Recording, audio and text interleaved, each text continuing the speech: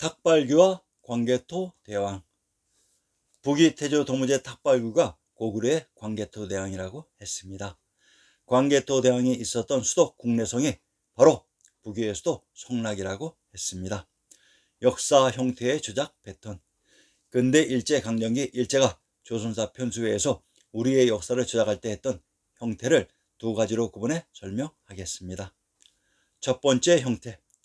수당의 경우와 같이 1월 오학도의 무대 중심 지역을 나누어 한편은 현 차이나 역사로 이입하고 다른 한편은 반도의 한국사로 이입하는 방식입니다. 경도인 서울에 개경, 평양, 장안의 세 지역이 있다고 가정합니다. 개경과 장안을 장악한 세력이 북주이며 북제는 망해서 평양으로 이동합니다. 이후 북주가 수나라에게 왕위를 물려주면서 개경과 장안이 수나라의 영역이 됩니다. 이때 수나라는 현 차이나 역사로 삽입되고 평양의 북제는 반도의 고구려 역사로 이입되어 서로 전쟁을 하게 됩니다. 물론 북제는 별도로 분리되어 차이나 역사에도 또한 등장하는 것으로 이러한 형태가 수당의 형태입니다. 북제가 바로 고구려입니다. 두 번째 형태. 상고사의 경우 한나라의 공자 하우가 가야의 김수로왕이며 상나라의 공자 설이 신라의 박격거세이고 주나라의 공자 후직이 고구려의 고주몽입니다. 이러한 예가 또한 고려가 송원나라이고 조선이 명청나라가 됩니다. 이것은 상기와 같이 지역을 나누어 누구의 역사는 차이나에 누구의 역사는 반도에 이입하는 조작이 아닌 하나의 동일한 역사를 정교하게 두 개로 분리시켜 각각의 차이나와 반도의 다른 왕조의 이름으로 분리 이입하는 방식입니다. 상기의 이 두 가지의 경우에는 각각 역사를 복원하는 방식을 달리해야 되는 필요성이 있습니다. 첫 번째의 경우 수나라의 양견 양제와 당나라의 황제들은 우리 역사 한국사에서 그 흔적을 찾을 수가 없습니다. 이미 지역을 구분했기 때문에 완전히 노안해가 구분되는 것으로 사람이 아닌 이분들이 있었던 지역이 우리의 지명 어디였는가에 의해 밝혀지는 것입니다. 그런데 두 번째 형태의 경우 같은 인물을 둘로 쪼개는 방식을 취했으므로 인물과 관련된 지명들이 수도 없이 중복이 됩니다. 그래서 이러한 경우에는 사람을 일치시켜 역사를 복원하는 것으로 이 점을 노려야 됩니다. 한나라 우가 김수로왕이며 상나라 설이 박격거세이고 주나라 후직이 고주몽이며 명태조 주원장이 이성계가 되는 것입니다. 아무리 역사 조작으로 우리의 눈을 속인다고 해도 그들이 있었던 곳이 모두 동일한 위치의 지명들인 것입니다. 이러한 예가 바로 북위 태조 도무제 탁발귀인 광개토대왕입니다. 이러한 정황을 필히 알고 명심하고 역사에 들어가야 참으로 쉽게 이해할 수 있을 것입니다. 역사 내용의 조작 패턴. 첫 번째 형태. 이번에는 역사의 내용을 살펴보겠습니다.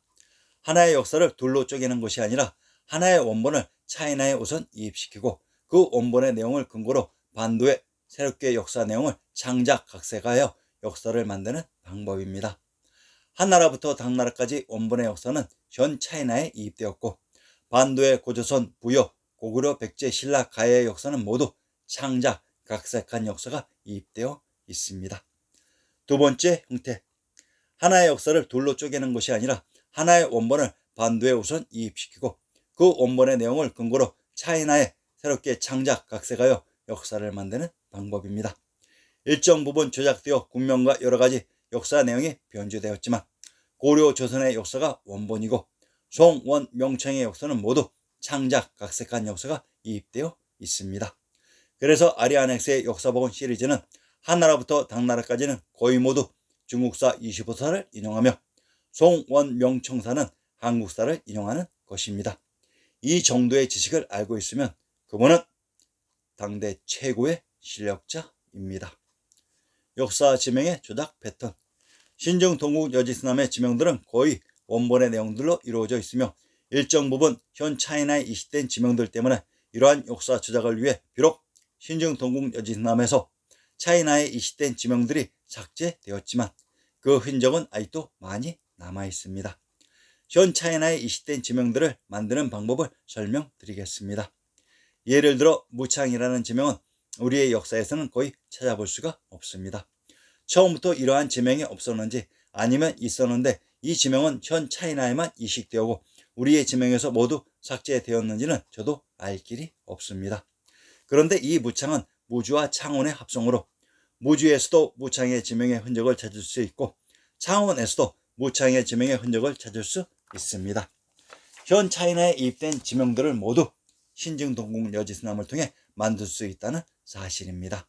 이러한 사실 명심하시면 아주 쉽게 역사를 이해할 수 있을 것입니다. 지명이 틀린다고 우리의 역사가 아니겠지라는 생각과 착각은 금물입니다. 모든 지명의 비밀은 우리의 지리지 신증동궁 여지스남을 통해 풀이가 됩니다. 그것도 아주 정확하고 명쾌하게. 북위태조 도무제 닭발규.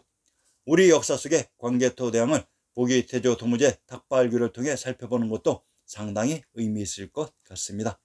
그동안 숨겨져 있었던 광개토대왕의 비밀을 밝혀봅시다. 닭발규의 고향. 닭발규는 371년에 태어났다. 그의 아버지는 대나라왕 닭발 12건의 아들 닭발식이며 어머니는 함남부 출신인 하씨 부인이다. 376년 10월 전진의 철기부대가 대나라로 쳐들어와 닭발 12건과 하씨 부인 닭발규 등의 왕족은 터전을 떠났다. 상기의 지명 중 닭발규 모친의 고향인 하람부와 대나라에 대해 분석해 봅시다. 하람부, 함경도 함흥의 군명을 인용합니다. 함주, 함남부, 함평, 진동군, 함산이라고 합니다. 함경도 함흥의 군명이 함남부입니다. 하씨 부인의 고향은 하람부인데 이곳 함흥은 함남부라 다르지 않습니까? 라고 답할 수도 있습니다. 그러면 여러분들은 조작이 분명한 내용을 이미 조작했다고 그 조작된 곳이 진실이 될 수 있습니까? 없습니다. 없기 때문에 역사를 복원시키는 것입니다. 함흥과 함양, 함안은 동일한 지명으로 경상도 함양의 군명을 호주라고 했습니다. 이 호주는 하주인 하샤의 샤카의 땅 박토라고 했습니다. 관중의 제왕의 국내성이 있었던 신도의 등을 대고 앉아있는 함흥을 이쪽 관중의 화림에서는 함산이라고 부르는 것입니다. 원사에서는 흥원부로 불렀으니 세 난이 바간과 완전히 같은 말이 됩니다. 이 함의 지명이 들어간 곳이 바로 스페인의 아람브라 궁전입니다. 알은 관중의 국내성이 있었던 곳을 알아르야르의 랄라오요라고 불렀습니다.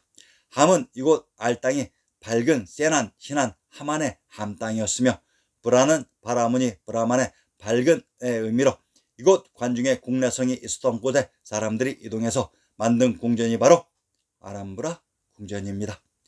함남부가 군명인 함경도 함흥의 고적을 인용합니다. 함남부, 원나라에서 함남부를 설치하였는데 그의 옛 관사가 현 남쪽 오리에 있다. 이제 대명일 통지를 상고하건대 개원성이 3만위 서문밖에 있다고 하였고 원지에는 개원성의 서남방이 영원현이요 또 그 서남이 남경이요 또 그 남쪽이 함남부요 또 그 남쪽이 쌍성이며 곧장 고려의 왕도에 다다른다 하였으니 이른바 함난이란 곳 이 쌍성이니 즉 영웅부 3만위는 바로 옛날에 음누물길의 땅이다 라고 했습니다.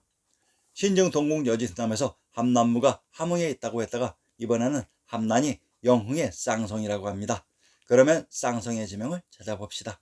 함경도 영흥의 군명을 박평, 쌍성, 화주, 당문, 장령, 화령, 역양이라고 합니다. 함경도 영흥의 군명 박평은 박토와 동일한 의미이며 쌍성은 총관부가 있었던 곳이라고 했습니다. 한양 장안의 중심 관중지역을 박토라고 했습니다. 북위태조 도무제 닭발규의 모친이 이곳 출신이었던 것입니다. 대나라, 북위태조 도무제 닭발규의 기반지역 대나라를 살펴봅시다. 고려태조 왕건의 상계를 인용합니다. 왕건의 성계는 북방선비족 사왕국에서 기원하였으니 사왕국은 기원전 108년경 한무제가 고조선을 정벌하여 사군으로 하였을 때 낭랑지역으로서 오랜 세월이 지나고 나서 고구려 시대 북위에서는 타광시라 했고 사왕이 462년경에는 고구려와 북위에서 지냈다.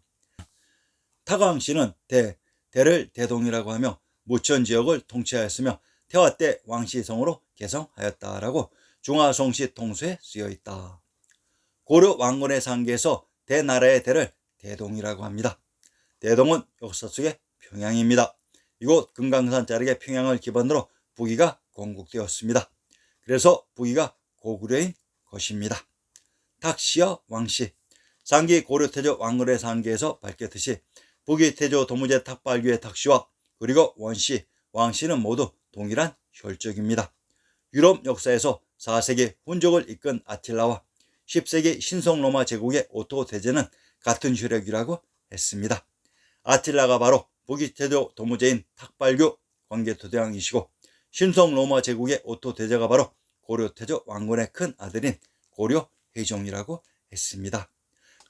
자, 이렇듯 유럽사를 밝히는 시금석이 공교롭게도 화하송씨 통소 또는 중화송씨 총소에 있었던 것입니다. 탁발규의 위나라 건국. 탁발규가 하란부에 도착하자 과거의 부족 수령들이 투항해 오니 386년 정월에 선비연맹이 재수립되고 탁발규를 대왕으로 추대했다. 이에 탁발규는 국호를 북위로 바꾸고 연호를 등국이라 하고 도읍을 성락에 정했다. 하란부란 함경도 영흥의 총간부가 있었던 쌍성의 함남부라고 했으며, 도읍 성락이란 제왕의성 국내성이라고 했습니다. 동시대의 고구려의 광개토대왕이 도읍한 곳이 바로 국내성입니다. 북이태조 도무제 탁발규가 바로 광개토대왕입니다.